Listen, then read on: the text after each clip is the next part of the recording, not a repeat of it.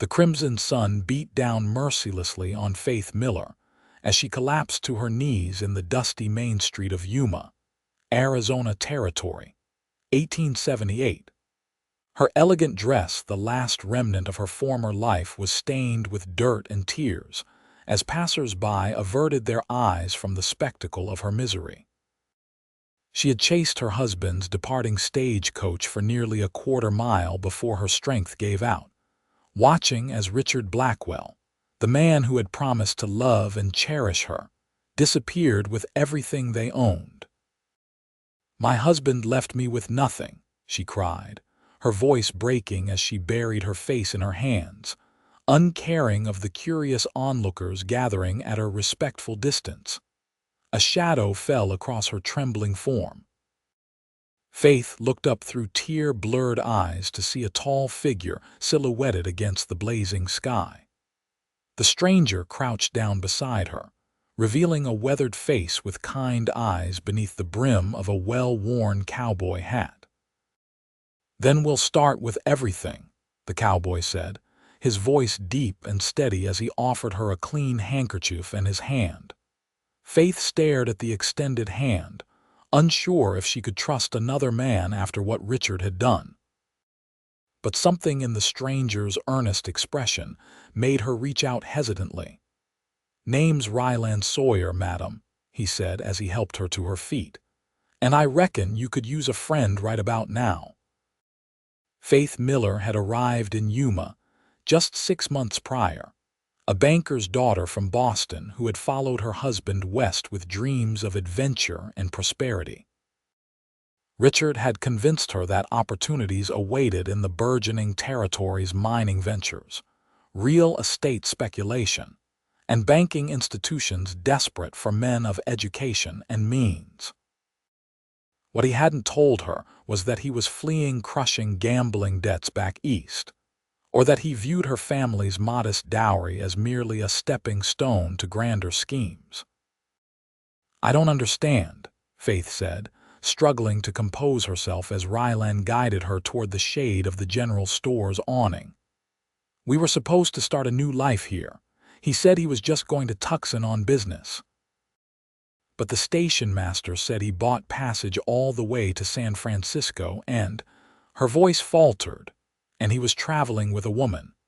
Rylan's jaw tightened, but he kept his voice gentle. "Some men don't deserve the women who love them, Mrs. Miller." "Faith Miller," she replied, straightening her shoulders slightly. "And apparently I'm not even Mrs. Blackwell anymore. He left a letter with the hotel clerk." She pulled a crumpled paper from her pocket. "He claims our marriage was never legal because he used a false name. The certificate is worthless." "That's a coward's way out," Rylan said, his eyes narrowing, "but perhaps a blessing in disguise. A man who'd abandon his wife ain't worth carrying his name." Faith laughed bitterly. "A blessing? I'm alone in a frontier town with no money, no family, and nowhere to go. The hotel wants payment by tomorrow, and I haven't eaten since yesterday." Rylan considered her with thoughtful eyes. He wasn't one to get involved in others' troubles. Life on the frontier had taught him the value of keeping to himself. But something about the quiet dignity beneath this woman's despair touched something long dormant within him.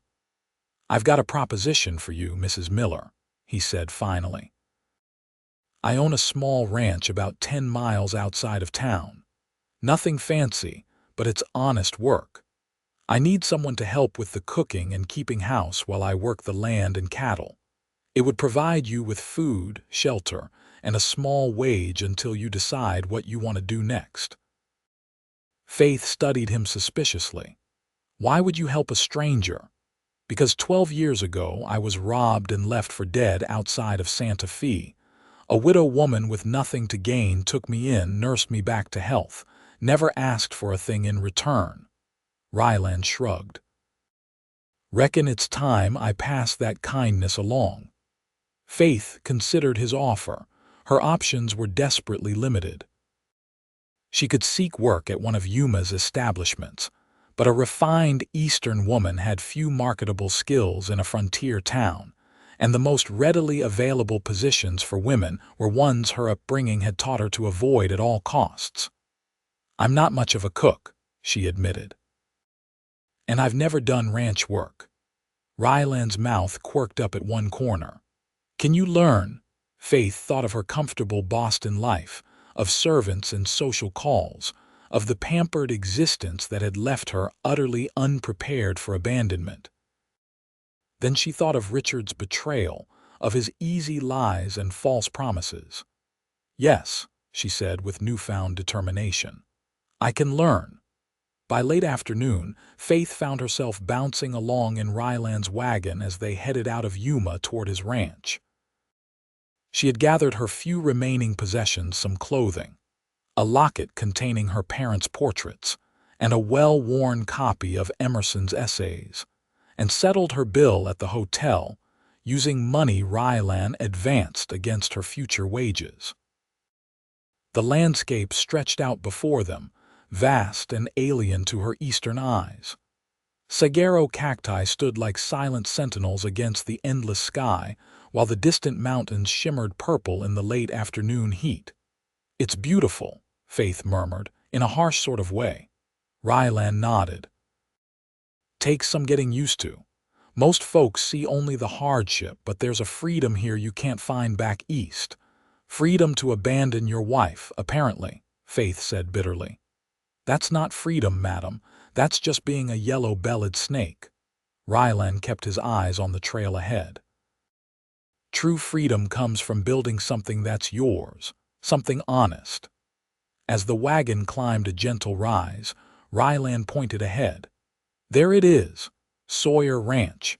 Faith saw a modest homestead nestled in a natural depression where several cottonwood trees suggested the presence of water. A small but solidly built ranch house stood near a barn and corral, with a vegetable garden visible to one side. It was humble compared to what she was accustomed to, but something about its self-contained simplicity appealed to her. "It's not much," Rylan said, almost apologetically, "but it's mine free and clear. No bank can take it and no man can run me off." "It's more than I have," Faith replied quietly. As they approached, a dog came bounding out to meet them, a rangy, half-wild-looking animal with one blue eye and one brown. "That's Scout," Rylan said as the dog ran circles around the wagon. "He's friendly, just excitable." A boy of about 15 emerged from the barn, wiping his hands on his trousers. He had Rylan's lean build and thoughtful eyes, though his features were finer, almost delicate. "That's my son, Thomas," Rylan explained. "His mother passed when he was just 5. It's been just the two of us since then." Faith felt a pang of uncertainty. Rylan hadn't mentioned a child. The situation suddenly seemed more complicated, more intimate than she had anticipated. Thomas approached the wagon cautiously, his expression guarded as he took in Faith's city clothes and tear-stained face. "Thomas, this is Mrs. Miller," Rylan said, jumping down from the wagon. "She's going to be helping us out around the ranch for a while."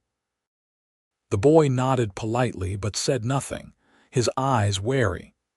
"Mrs. Miller had some trouble in town," Rylan continued, his tone suggesting that Thomas shouldn't ask for details. "She'll be staying in the old cabin out back until she gets on her feet." Faith climbed down from the wagon, suddenly conscious of her disheveled appearance and red eyes. "It's nice to meet you, Thomas," she said, attempting a smile. "Yes, madam," the boy replied, his voice caught between childhood and manhood. He glanced questioningly at his father. "Why don't you show Mrs. Miller to the cabin while I unload her things?" Rylan suggested. "And check that the roof's not leaking from those rains last week." Thomas nodded and gestured for Faith to follow him around the main house. As they walked, Faith became aware of the profound silence of the desert, so different from Boston's constant bustle or even Yuma's modest activity. "Pa doesn't usually bring people home," Thomas said suddenly, breaking the silence. Faith wasn't sure how to respond. "He's being very kind to help me." Thomas glanced at her sideways. "He's a good man. The best." There was a protective note in his voice that Faith understood immediately. This boy had lost his mother and was wary of any woman entering their lives. "I'm sure he is," Faith said gently. "And I'm only here temporarily, until I can make other arrangements." They reached a small cabin about 50 yards from the main house. It was simple but sturdy, with a small porch and a single window facing the house. "This was the original homestead," Thomas explained, pushing open the door, "before Pa built the main house." Inside was a single room with a stone fireplace, a narrow bed against one wall, a table with 2 chairs and a few shelves. It was clean but sparse, with a faint musty smell from disuse. "We use it for storage mostly, and sometimes when we have a ranch hand staying on," Thomas said. "There's a well out back for water."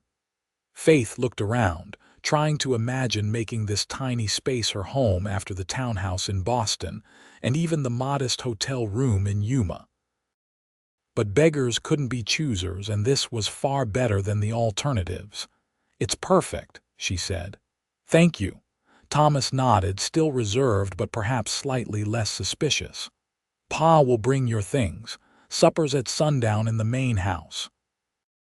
Left alone, Faith sat on the edge of the bed and finally allowed herself to fully process the day's events. Richard was gone. Her marriage, such as it was over. Her old life had vanished as completely as if it had never existed. She was alone in the Arizona territory, dependent on the kindness of a stranger and his wary son. She could weep and rage against her fate, or she could face it with whatever dignity and strength she could muster. Faith chose the latter, rising to splash water on her face from a basin Thomas had pointed out. She changed from her travel-stained dress into a simpler one, pinned up her honey blonde hair that had fallen into disarray, and took a deep breath. Whatever came next, she would face it standing. Supper was a silent affair. Rylan wasn't much for conversation. Thomas was still assessing her presence, and Faith was exhausted from the emotional turmoil of the day. The food was simple but filling: beans, cornbread, and some kind of game meat Faith couldn't identify. "It's jackrabbit," Rylan said, noticing her tentative bites. "Thomas is a good shot." The boy straightened slightly at the praise. "Got 2 yesterday by the west fence line." "It's delicious," Faith said, and meant it. The meat was gamier than she was accustomed to, but after nearly a day without food, anything would have tasted wonderful. After they finished eating, Rylan outlined what would be expected of her. "Breakfast at sunrise, dinner at midday when we come in from morning work, supper after the day's done. In between, there's the garden to tend, eggs to collect, butter to churn, and bread to bake. Washing day is Monday." Faith nodded, trying not to show her alarm at these unfamiliar tasks. She had supervised servants in Boston but had rarely performed such chores herself. "I'll show you what needs doing tomorrow," Rylan continued. "And Thomas can help with anything that's too heavy." "I'm stronger than I look," Faith said, not wanting to appear completely helpless. A ghost of a smile touched Rylan's lips. "I don't doubt it, Mrs. Miller. Anyone who can stand up after the day you've had has plenty of strength." That night in the small cabin, Faith lay awake listening to the unfamiliar sounds of the desert night. Coyotes called in the distance, and the wind whispered around the eaves of the cabin. She thought of Richard, probably sleeping comfortably on the stage coach with his new companion, heading for San Francisco without a backward glance. 6 months of marriage, and he had left her as easily as changing his coat. Had he ever loved her? Or had she simply been a convenient solution to his financial problems? A respectable cover for his flight from Boston. Faith wiped away a tear, angry at herself for still grieving what she now realized had been an illusion. Tomorrow would be a new beginning, she resolved. She would learn whatever skills were necessary to survive in this harsh land. As the first pale light of dawn seeped through the cabin's single window, Faith was already awake. She had slept fitfully, her dreams haunted by Richard's mocking face and the terrifying prospect of being truly alone in the world. She dressed quickly in her simplest gown, wishing she had clothing more suitable for ranch work, and made her way to the main house. To her surprise, Rylan was already at the cast-iron stove, coffee bubbling in a dented pot. "Good morning," he said, nodding toward the pot. "Coffee's almost ready. Figured you might need some time to get your bearings before taking over the kitchen." Faith appreciated the consideration. "Thank you. I should warn you that my cooking skills are limited, very limited in fact." Rylan handed her a steaming cup. "Can you follow directions?" "Yes, of course." "Then you'll learn." He showed her where the flour, sugar, and other staples were kept. "Nothing fancy required here. Just filling food that sticks to the ribs." As Faith began mixing batter for biscuits under Rylan's surprisingly patient instruction, Thomas entered the kitchen, already dressed for work. "Morning, Pa, Mrs. Miller." He nodded politely as he poured himself coffee. "Good morning, Thomas," Faith replied, determined to be friendly despite the boy's reserve. They ate breakfast together, biscuits that were slightly overdone but edible, eggs, and more coffee. Then Rylan and Thomas headed out to begin their day's work, leaving Faith to clean up and familiarize herself with the household. The day passed in a blur of new tasks and challenges. Faith burned the midday meal, accidentally let the chickens out of their pen, and nearly cut herself trying to chop vegetables for supper. By evening, her hands were raw, her back ached, and her feet throbbed in shoes not designed for constant standing. But she had also gathered eggs without breaking any, successfully kneaded and baked a loaf of bread that was actually edible, and managed to prepare a supper that both Sawyers ate without complaint. "You're doing fine," Rylan told her as they sat on the porch after supper, watching the spectacular colors of the Arizona sunset. Thomas had gone to check on a newborn calf, giving them a rare moment alone. "I'm doing terribly," Faith admitted with a rueful laugh, "but I'll improve." "That's all anyone can ask." Rylan sipped his coffee, seemingly comfortable with the silence that followed. Faith studied him surreptitiously in the fading light. He wasn't handsome in the conventional way that Richard had been. Rylan's face was too weathered, his features too uneven. But there was something compelling about his quiet strength, the steady way he moved through the world. "How did you come to ranch in Arizona?" she asked, genuinely curious about this man who had so unexpectedly become her benefactor. Rylan was quiet for so long that Faith thought he might not answer. Finally, he spoke, his eyes on the distant mountains. "I fought for the Union in the war, came back to find my family farm in Missouri taken by the bank. My wife, Sarah, was sick consumption. The doctor said a drier climate might help." His voice remained steady, but Faith sensed the deep pain beneath his words. "So we came west. Too late for Sarah, but Thomas and I stayed, started over." "I'm sorry about your wife," Faith said softly. Rylan nodded once, acknowledging her sympathy. "Life deals hard cards sometimes. All you can do is play the hand you're given." Faith thought about that as darkness settled over the ranch. She had been dealt an unexpected hand indeed. Perhaps it was time to stop mourning what she had lost and focus on what might still be possible. The days fell into a rhythm. Faith rose early, prepared breakfast, spent the morning on household chores, cooked the midday meal, tended the garden in the afternoon, and prepared supper in the evening. At first, everything was a struggle, but gradually she began to master the basic skills of running a frontier household. Thomas slowly thawed toward her, especially after she took over the mending of his clothes, a task Rylan had performed with more goodwill than skill. The boy even began teaching her about the chickens and the vegetable garden, areas where his expertise exceeded his father's.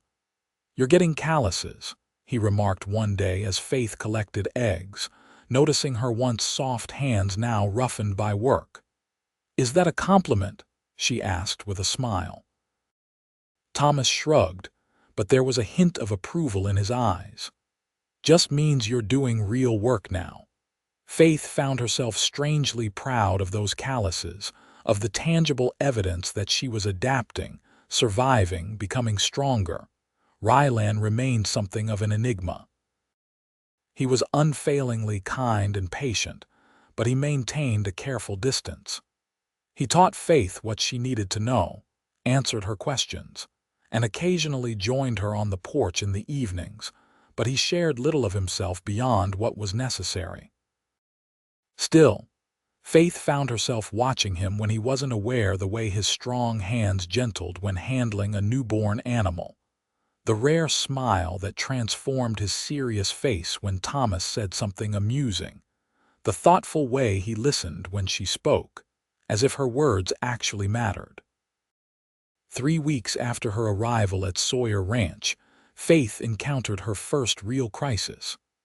She was alone at the ranch, Rylan and Thomas having ridden out at dawn to round up stray cattle, when she noticed dark clouds gathering on the horizon. The air felt heavy and electric, and the animals grew restless. By midday, the storm hit with shocking violence. Rain fell in blinding sheets, driven by howling wind that bent the cottonwoods nearly double. Thunder cracked overhead, and lightning split the sky in jagged bursts. Faith secured what she could, making sure the chicken coop was tightly closed and bringing Scout inside the house. She was worried about Rylan and Thomas out in the open range, but there was nothing she could do except prepare hot food for their return. As the storm intensified, she heard a crash from the direction of her cabin. Looking out through sheets of rain, she saw that one of the cottonwoods had fallen, crushing a corner of the small structure. Water was already pouring through the damaged roof. Pulling on Rylan's spare oilskin coat, Faith dashed through the downpour to salvage what she could from the cabin. She managed to retrieve her few precious possessions, the locket, her book, and some clothing before the increasing damage made it too dangerous to remain inside. Soaked to the skin despite the coat, Faith returned to the main house and tried to dry herself by the fire. She was still shivering there when the door burst open and Rylan stumbled in, supporting a pale-faced Thomas. "He took a fall when his horse spooked at the lightning," Rylan explained tersely. "I think his arm's broken." Faith immediately cleared the table, laying out clean cloths as Rylan helped his son lie down. Thomas's left arm hung at an unnatural angle, and the boy's face was tight with pain. "The doctor's in Yuma," Rylan said, his voice calm but his eyes betraying his concern. "Roads will be washed out for hours, maybe days after this storm." Faith took a deep breath. "My father was a doctor. I assisted him sometimes." It wasn't entirely true. She had occasionally helped organize his medical instruments but had rarely been present during actual procedures. Still, she had some basic knowledge. "We need to set the bone before swelling makes it worse." Rylan looked at her searchingly, then nodded. "Tell me what to do." Working together, they cut away Thomas's sleeve and examined the injury. The break was clean, the bone not protruding through the skin, a simple fracture. Faith instructed Rylan on how to hold Thomas still while she prepared to manipulate the bone back into alignment. "This will hurt," she warned Thomas, who nodded bravely, his face white. "Just do it," the boy said through gritted teeth. Faith took a firm grip on Thomas's arm and with a quick, decisive movement pulled and realigned the bone. Thomas's scream tore at her heart, but when she examined the arm again, The bone was properly positioned. Rylan's face was almost as pale as his son's, but his hands remained steady as he helped Faith splint the arm with pieces of kindling and bind it securely with strips torn from an old sheet. "You did good," he told Faith when Thomas had finally fallen into an exhausted sleep, a dose of laudanum from Rylan's medical supplies easing his pain. "Real good." "I was terrified," Faith admitted, washing Thomas's blood from her hands, "but I couldn't let him see that." "That's courage," Rylan said simply. "Being scared but doing what needs doing anyway." Their eyes met over the sleeping boy, and Faith felt something shift between them, a new respect perhaps, or the beginnings of a deeper connection. "Your cabin's damaged," Rylan said, changing the subject. "I saw it when we rode in." "A tree fell on it," Faith confirmed. "The roof's partially collapsed." Rylan ran a hand through his damp hair. "You'll have to stay in the house until I can repair it. You can take my room, I'll bunk with Thomas." Faith started to protest, but Rylan shook his head. "I need to keep an eye on him anyway, in case the pain gets worse. And you need proper rest after what you did today." That night, lying in Rylan's bed, surrounded by his sparse belongings and the faint scent of leather and sage that she had come to associate with him, Faith found herself contemplating how much her life had changed in just 3 weeks. The woman who had collapsed in tears in Yuma's Main Street seemed like a stranger to her now, someone fragile and dependent whom she had left behind. She thought of Thomas's broken arm and how she had found strength she didn't know she possessed when it was needed. She thought of Rylan's quiet, "You did good," and how those simple words had filled her with a pride she had never felt from Richard's elaborate compliments. Most of all, she thought about how this place that had seemed so alien was beginning to feel like somewhere she belonged, and how these two reserved, wounded males were starting to feel like family. The realization both comforted and frightened her. She had not come to Sawyer Ranch to stay. This was meant to be a temporary arrangement, a stepping stone to what? Faith realized she no longer had a clear vision of what would come next. Her life in Boston was irrevocably behind her, but what lay ahead remained undefined. As summer advanced, the days grew hotter, and Faith's skin tanned despite her bonnet and gloves. Thomas's arm healed cleanly, and the boy's attitude toward Faith warmed considerably after her role in treating his injury. He began to seek her out, sharing observations about ranch life, asking about her life in Boston, even showing her how to ride the gentle mare Rylan had assigned for her use. Rylan repaired her cabin, but Faith remained in the main house, occupying a small room that had previously been used for storage. The arrangement made practical sense. She could more easily perform her duties if she didn't have to trek back and forth from the cabin, especially during the pre-dawn hours when she rose to start breakfast. But there was more to it than practicality. The three of them had begun to function as a unit, their lives intertwining in 100 small ways. Faith found herself anticipating Rylan's preferences, setting out his coffee just as he liked it, having hot water ready when he came in dusty from work. He, in turn, began bringing her wildflowers he found on the range, or interesting rocks that caught his eye. They were small gestures, insignificant perhaps to an outside observer, but Faith treasured each one as evidence of a growing connection between them. One evening in late July, after Thomas had gone to bed, Faith and Rylan sat on the porch as usual, watching stars appear in the velvet sky. The day had been particularly hot, and even now, the air held the residual warmth of baked earth and sun-warmed wood. "I received a letter from my parents today," Faith said, breaking their companionable silence. She had written to her family in Boston shortly after arriving at the ranch, explaining Richard's desertion and her current situation in the most optimistic terms she could manage. Rylan turned slightly toward her, his face half shadowed in the lantern light. "Good news. They want me to come home," Faith said, her feelings mixed. "They've sent money for the journey, more than enough." Rylan was silent for a long moment. "Boston's a long way from Arizona," he finally said, his voice carefully neutral. "Yes," Faith agreed. "It is." Another silence fell between them, heavier this time. "Will you go?" Rylan asked eventually, still not looking at her. Faith had been asking herself the same question since the letter arrived. Return to Boston, to her parents' protection and the familiar society she had left behind. It would be the sensible choice, the safe choice. But Boston held no work that would fulfill her, no purpose beyond finding another suitable match. She thought of how empty that prospect seemed now, after experiencing the satisfaction of real work, of contributing meaningfully to a household, of being needed rather than merely decorative. And then there was Rylan himself.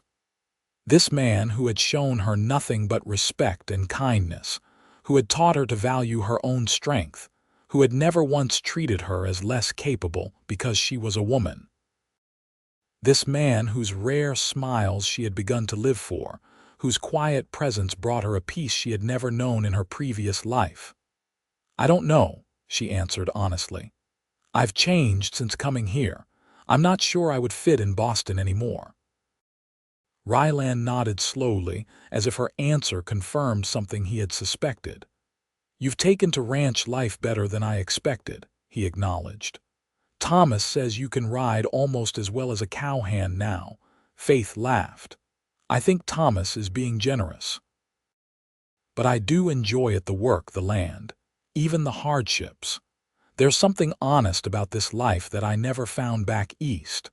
Rylan finally turned to look at her directly, his expression more open than she had ever seen it. "You have a place here for as long as you want it, Faith. You should know that." It was the first time he had used her given name, and the sound of it in his deep voice sent a shiver through her that had nothing to do with the evening breeze. "Thank you," she said softly. "That means a great deal to me." Neither of them spoke of it again in the days that followed, but Faith felt a shift in their relationship, a new awareness between them. She caught Rylan watching her when he thought she wasn't looking, his expression thoughtful and uncertain. For her part, she found herself increasingly conscious of his physical presence, the breadth of his shoulders when he worked alongside her in the garden, the strength in his hands when he helped her down from her horse, the way the sun had deepened the lines at the corners of his eyes. Then came the night that changed everything. Faith had gone into Yuma for supplies, making the journey alone for the first time. Rylan had been reluctant to let her go unaccompanied, but a problem with the cattle required his attention, and Faith had insisted she could manage. The trip into town had gone smoothly, and Faith had enjoyed the independence of handling the wagon and selecting supplies without supervision. She had even visited the dressmaker and commissioned 2 practical work dresses more suitable for ranch life than her increasingly threadbare Eastern clothing. On the return journey, however, as the wagon approached a narrow part of the trail where it wound between 2 rocky outcroppings, Faith spotted 3 riders emerging from the shadows ahead. Something in their posture and the way they deliberately blocked the path sent a chill of apprehension through her. The men were rough-looking, unshaven, with hard eyes that assessed both her and the loaded wagon with clear intent. Road agents, bandits who preyed on travelers in the isolated stretches between settlements. Well, the leader said as they surrounded the wagon, his voice carrying a mocking edge. "What have we here? A little lady all alone with such a fine load of supplies." Faith's heart hammered in her chest, but she kept her voice steady. "I'm not alone, My husband is just behind me. He'll be along any minute." The man laughed, not fooled by her bluff. "Nice try, madam. We've been watching this trail all day. Nobody's coming." He drew closer, his horse sidling up against the wagon. "Now we'll be taking those supplies, and maybe a little something extra for our trouble." The leering implication was unmistakable. Fear shot through Faith, but with it came a surge of determination. She was not the same helpless woman who had collapsed in tears in Yuma months ago. She would not be a victim again. As the leader reached for the wagon's brake, Faith made her decision. She suddenly slapped the reins hard against the horses' backs and shouted at the top of her lungs. The startled team lunged forward, the wagon lurching violently as it picked up speed. The bandits cursed and spurred their mounts in pursuit. Faith could hear them gaining behind her as she urged the team to greater speed, the wagon bouncing dangerously over the rough trail. A shot rang out, whistling past her head. Just when it seemed the bandits would overtake her, Faith heard the thunder of approaching hoofbeats from ahead. Rylan appeared around a bend in the trail, rifle raised, with Thomas and one of their occasional ranch hands close behind. The bandits wheeled their horses and fled, unwilling to face armed opposition. Rylan pursued them briefly to ensure they were truly retreating, then returned to where Faith had finally brought the wagon to a halt, her hands shaking on the reins. He was at her side in an instant, helping her down from the seat, his eyes frantically scanning her for injuries. "Are you hurt? Did they touch you?" "No," Faith managed, her voice trembling despite her best efforts. "I'm all right. They didn't have time." Relief washed over Rylan's face, followed immediately by anger. "I never should have let you go alone, if anything had happened to you." His voice broke, and he pulled her against him in a fierce embrace. Faith found herself clinging to him, the fear she had suppressed during the confrontation finally overwhelming her. She buried her face against his chest, drawing strength from his solid presence. "I was so scared," she admitted, her words muffled against his shirt. "But I kept thinking about what you said about courage being afraid but doing what needs doing anyway." Rylan's arms tightened around her. "You're the bravest woman I've ever known, Faith Miller." When she finally looked up at him, the emotion in his eyes took her breath away. Without conscious thought, Faith raised herself on tiptoe and pressed her lips to his. For one heart-stopping moment, Rylan froze. Then, with a sound that was half groan, half sigh, he kissed her back, his hand coming up to cradle the back of her head with exquisite gentleness that belied the intensity of his embrace. It was Thomas clearing his throat that finally separated them, both flushed and breathless. "Pa, we should get moving before those fellas decide to come back with friends," the boy said, his expression a mixture of embarrassment and something that might have been approval. The journey back to the ranch passed in charged silence. Faith could still feel the press of Rylan's lips on hers, the security of his arms around her.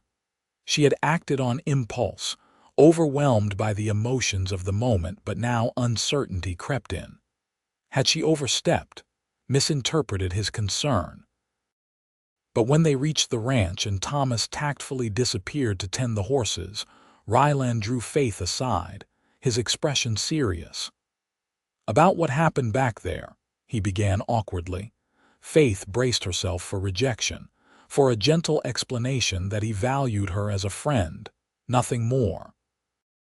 "I'm not good with words," Rylan continued, his eyes fixed on some point over her shoulder.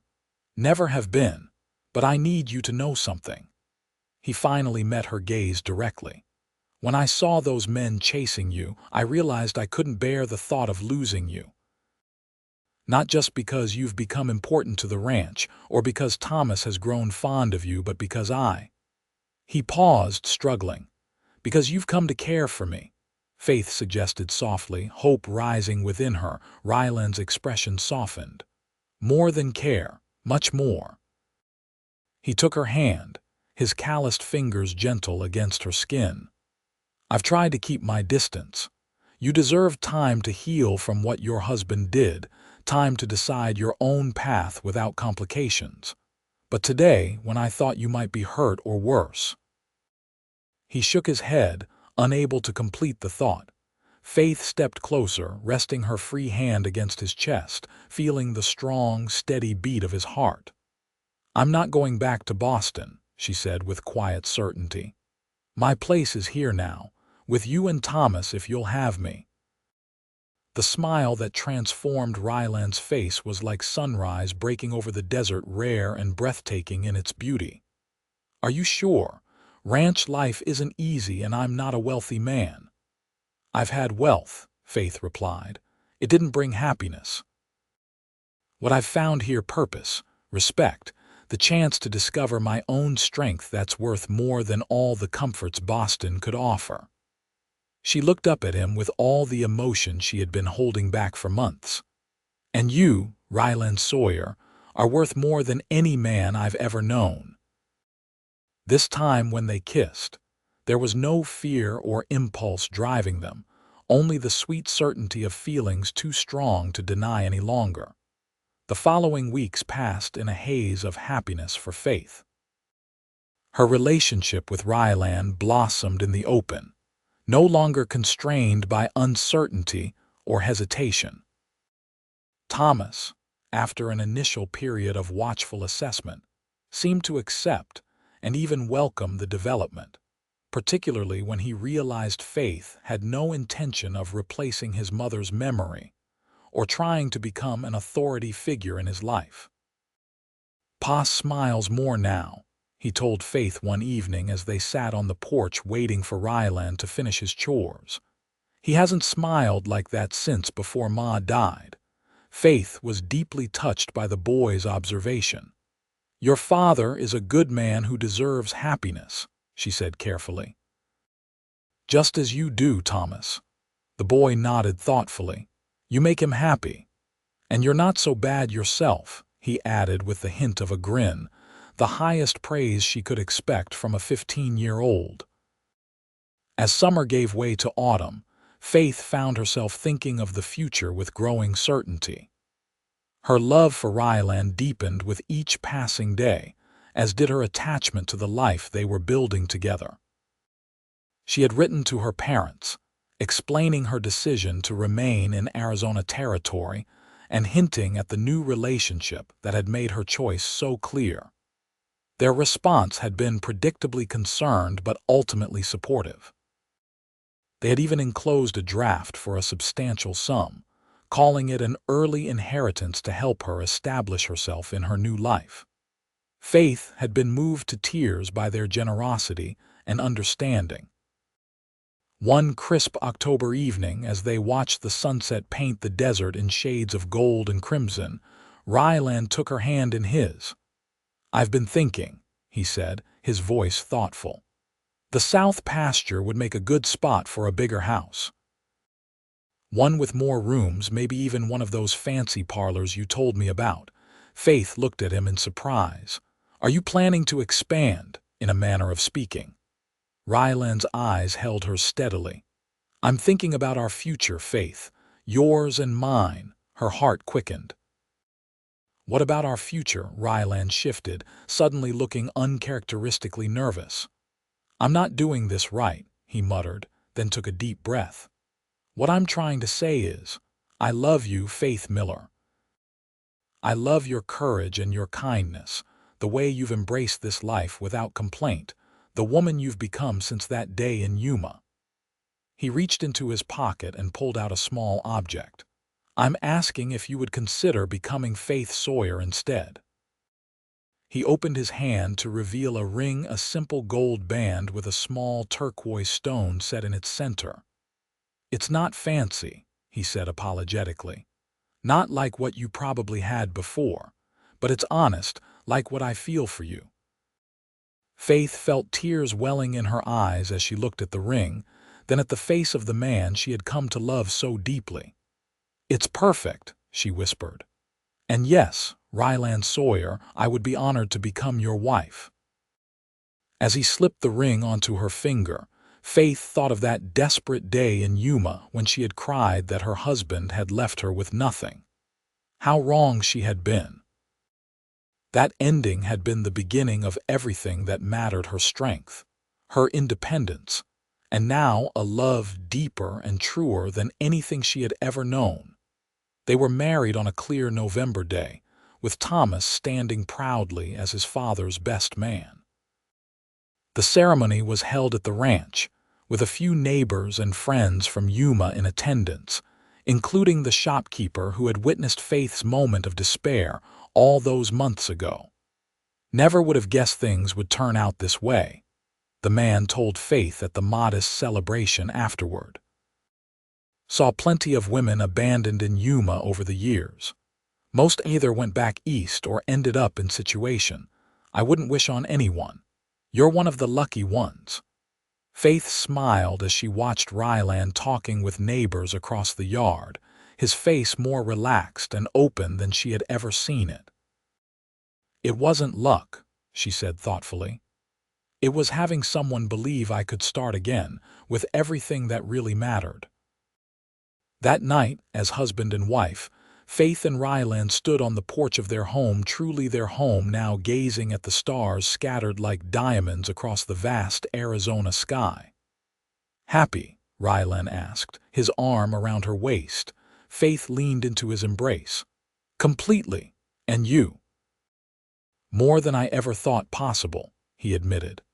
"When Sarah died, I believed that part of my life was over. Never imagined I'd find someone who would choose this life, choose me and Thomas. I think we found each other exactly when we needed to," Faith said softly. "You gave me the chance to discover who I really am, beyond all the expectations and appearances I was raised with. And in return, I hope I've helped you remember that there's more to life than just surviving." Rylan's eyes reflected the starlight as he looked down at her. "You've done that and more, Faith Sawyer.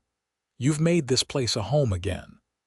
As they stood together under the endless sky, Faith thought of how far she had come from that desperate woman crying in Yuma's Main Street. She had lost everything she thought mattered, only to gain what truly did: love, purpose, family, and the knowledge of her own resilience. Sometimes, she reflected, you had to lose everything to discover you could start again with the only things that really mattered. In the years that followed, Sawyer Ranch prospered under their joint care. Faith used her inheritance to help Rylan purchase additional grazing land and better breeding stock. The small ranch grew into a respectable operation that provided a comfortable living without sacrificing the simple values they both cherished. Thomas eventually attended school in Tucson, his natural intelligence flourishing with formal education. When he returned to the ranch as a young man, he brought with him new ideas about cattle breeding and land management that further enhanced their success. Faith and Rylan were blessed with 2 children of their own, a son they named James, after Faith's father, and a daughter, Sarah, named in honor of Rylan's first wife, a gesture that moved Thomas deeply. Faith's parents visited once, marveling at the transformation in their daughter. The elegant Boston debutante had become a capable, confident ranch wife with sun-browned skin and calloused hands, but also with a serenity and purpose they had never seen in her before. "You were right to stay," her father told her privately. "I've never seen you so truly alive." Faith often thought back to that pivotal moment in Yuma when a stranger's kindness had changed the course of her life. She kept the memory close, a reminder of how the darkest moments could lead to unexpected light. On their 10th wedding anniversary, Rylan surprised Faith with a small wooden chest he had crafted himself. "What's this?"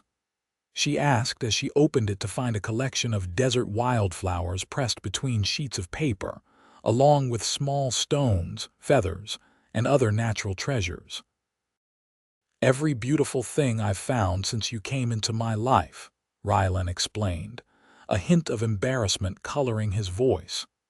"Seemed right to gather them together, to show you how much brightness you've brought to my days." Faith's eyes filled with tears as she carefully touched each preserved flower, each smooth stone. Such a simple gift, yet more precious than any jewelry or finery she had once valued. "You ever regret it?" Rylan asked quietly. "Choosing this life instead of returning to Boston's comforts?" Faith closed the chest gently and took her husband's weathered hands in hers. "Not for a single moment," she said with complete honesty. "Richard left me with nothing, but with you, I truly started with everything that matters: respect, trust, the chance to build something lasting together."